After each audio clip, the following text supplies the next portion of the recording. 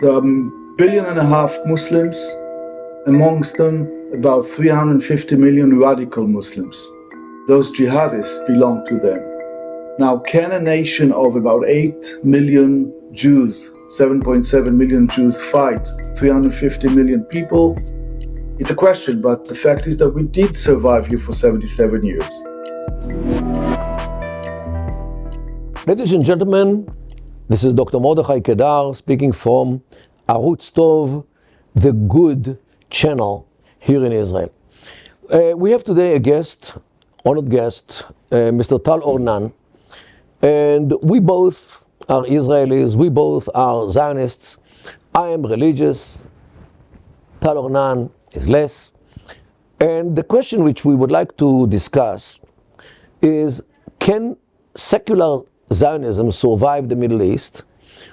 And the background is that we are surrounded in Lebanon, in Syria, in Gaza, and some in Egypt, maybe in Jordan as well, by jihadists whose motivation against us is religious, while we are divided between religious who think about Israel from a religious point of view as the beginning of the redemption, while others here in Israel who define themselves as secular or less religious, for them the motivation is derived from their national point of view, not religious. And the question is, can a national motivation stand forever against religious motivation? And just to remind you, religious motivation is guided by Allah on the other side, while national motivation on our side is based on what the people think. And people, as you know, are unlike the Almighty. They could come to compromise, they can come to all kinds of agreements, they can give up on here and there, while the Almighty, why should they give up on anything? And the question is, if this equation between the religious side of the jihadism on one side and the national motivation on the other side can fight with each other in equal forces. Tal Ornan, how are you today? Personally, I'm fine. Nationally, I'm worried. What do you think? Look, the Zionist movement was always a combination of religious side and a non-religious side. Can this combination fight forever against a side which is motivated by Islam, by Allah, by jihad? Well, it's a tough question. It's very complicated. We can talk about it for 2 hours, I believe, because the main thing is that, you know, I'm coming from a family where our ancestors came in 1903, 1920 to Israel before the Holocaust. They were believers in Zionism. Some of them were socialists, etc., etc. So they came from religious families. Sometimes they took the yarmulke off. They became secular, believing in creating a state or an independence for Israel, and that's what drove them. Now, there is this whole question of where are we today? We obviously all know people who don't mind so much, and they think there are people of the new world and they can live digitally anywhere in the world and nothing will happen to them because no one recognizes them as Jews. Well, it's not the case with me because I lived outside Israel. I've studied in the United States, in the most place maybe in New York City, and even there, you 35 years ago, you witnessed some anti-Semitism. You witnessed all kind of people like Louis Farrakhan and all kind of college professors basically expressed kind of anti-Semitism. And for me, for example, it was very clear that as a Jew, the best and safest place should be my own independent place where I'm considered equal, and this is my place. Later in my life, I learned about the other part of the family who got murdered in the Holocaust. It happened later because our direct line, being Zionist coming before the Holocaust to Israel, simply we didn't have that Holocaust atmosphere in the family. because there were no survivors in the direct line, only cousins or second cousins, etc. etc. So when you talk about that, the main question is, do you feel identified with the place, whether nationally or religiously? Now, we both know, being scholars in Middle East, that there are 1.5 billion Muslims, amongst them about 350 million radical Muslims. Those jihadists belong to them. Now, can a nation of about 8 million Jews, 7.7 million Jews, fight 350 million people? It's a question, but the fact is that we did survive here for 77 years. In the past, the main direction of those who led us here in Israel politically was to try to contrive the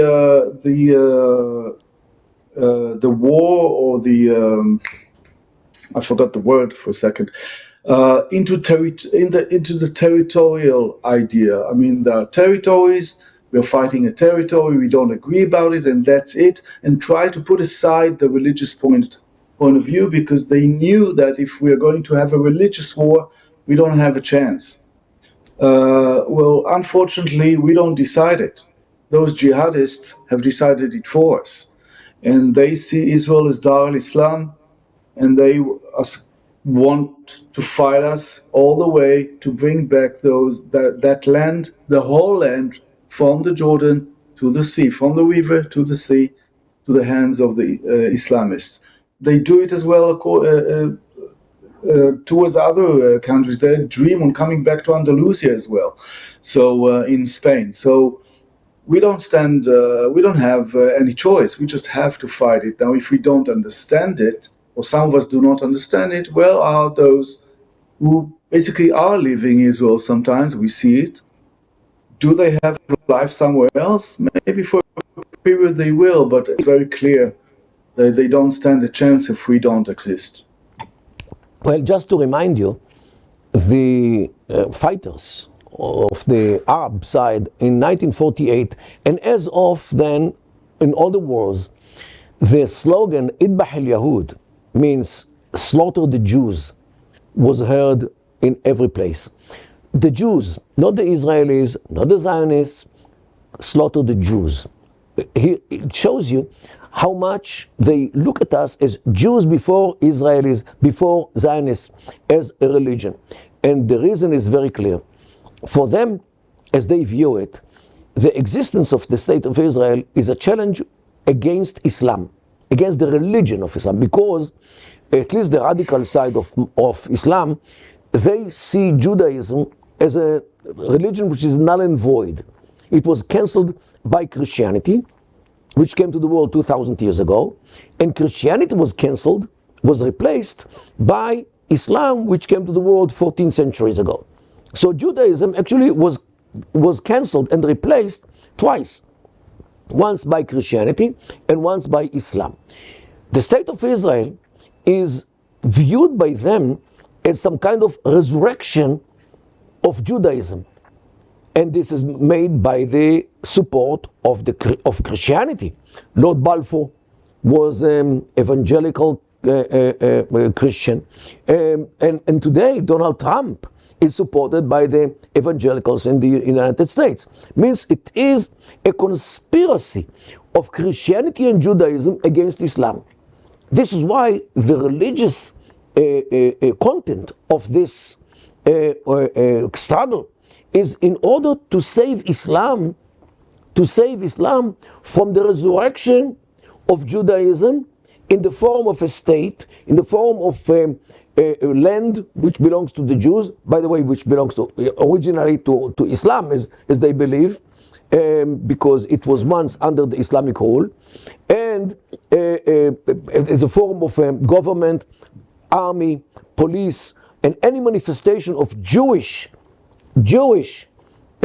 sovereignty.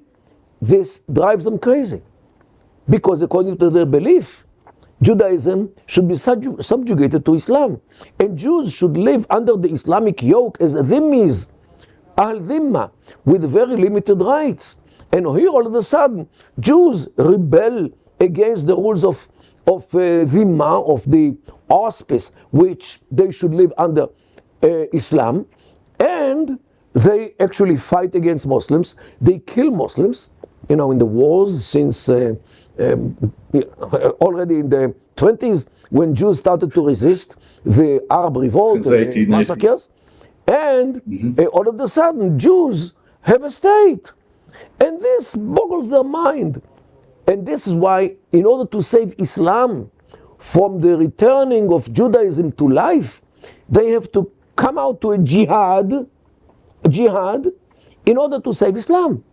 And this is something which, unfortunately, many Israelis don't get, and more unfortunately, Europeans, Americans, and others, they have absolutely no clue about, because for their point of view, especially the liberal people who are atheists, they cannot accept the fact that there are people in the world today who will fight for Allah, who believes in Allah to begin with. Most of the Europeans today are, especially Western Europeans, are atheists. So they cannot understand that there are people in the world who still can kill people only because of religious reasons. And don't forget that we define our state as a Jewish state. Jewish state. Whether it's religious Jewish or national Jewish, this is our question. But what they hear, Jewish as a religious state. So definitely they have to come out to a religious war. And this is the equation which here we don't fathom. Well, Dr. Kedar, we have to look at what's happening in the world today. Only yesterday, or in the last few days, there is war between Pakistan and India. What is it all about? Is it about just land of Kashmir, or is it about Islam versus Hindus? We know the history there, where they used to send trains full of bodies to each other when Pakistan was having independence from the great India. In Europe as well. I'm, for example, traveling for 2 weeks to the CPAC conference of countries and parties who talk about coming back to patriotism, coming back to self-identity of a state, of a national state. Some people in the left, in a woke movement, think it smells out of kind of fascism, white extremism. I think it's nonsense. It's just that people, especially in Eastern Europe, by the way, who didn't let all those Muslims coming in, they want to keep their identity, their national identity and religious identity. And that doesn't happen in Belgium, in Germany, in England, in France. We see how so many immigrators coming from Muslim countries and are declaring they want to have a Sharia law in their neighborhoods, building mosques, and we know where that's going on. It's going towards a jihad, whether quite educational jihad, like madrasas, schools, and dawah. And later, once they gain power, they use their military power to gain control over the land. Islam, in its basis, from Muhammad time, set a goal to spread Islam all over the world through the force of jihad. And they do it. They do it in our days as well. So it has nothing to do with us being Jewish or Belgium being Christians. It has to do with Islamists want to control the world. Now, the world in some places starts understanding that. In a lot of places, they don't have a clue about that. We just had the conference of Nikraim Ladegel where we had Erin Mullen, and she explained it very well, how the typical, I would say, Australian citizen just doesn't have a clue and is not interested unless he's going to face a demonstrations or some violence in his own neighborhood. What he sees on TV, he goes on with his life and he doesn't really understand those waves of I would say, quiet jihad all over the Western world. So that's one of the reasons why in one of our conversations said we are going towards a world war. It has two parallel lines. One is basically Islam versus the others, and one has to do with China against the United States towards some economical interests that has to do with the AI, robotics,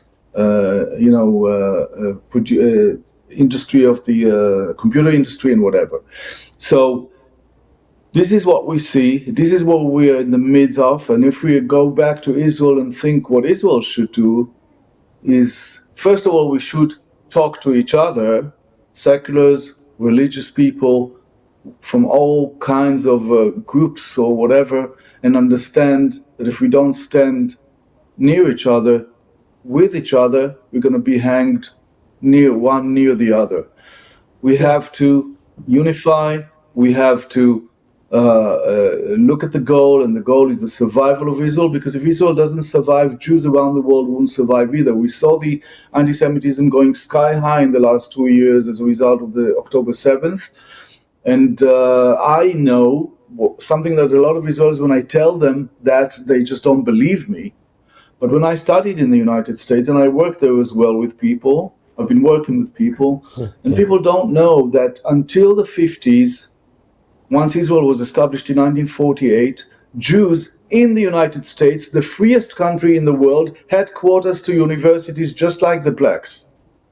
One of the reasons why Jews marched with the blacks, with Martin Luther King in the 60s, was that reason. They were having quotas to the universities as well, and they couldn't just go freely and study if they didn't, if they didn't have the quota. And people don't know that, and they don't understand that, yes, we need the American Jewry, but the American Jewry need us as well. Well, Tal, this was actually the reason why Jewish colleges were founded in Barnard and Stern in New York, and the Jewish University in Los Angeles, and Brandeis University in Boston. And this is actually what was the cause. But on this, we have to dedicate a whole episode for anti-Semitism in the United States, and what was and what is and what unfortunately might be in the future. Thank you so much, Tal, for your contribution to this very important discussion, and I'm looking forward for the next episodes of discussions like it with you. Thank you so much, and have a good day. Thank you very much. Thank you so much, our listeners, and see you again.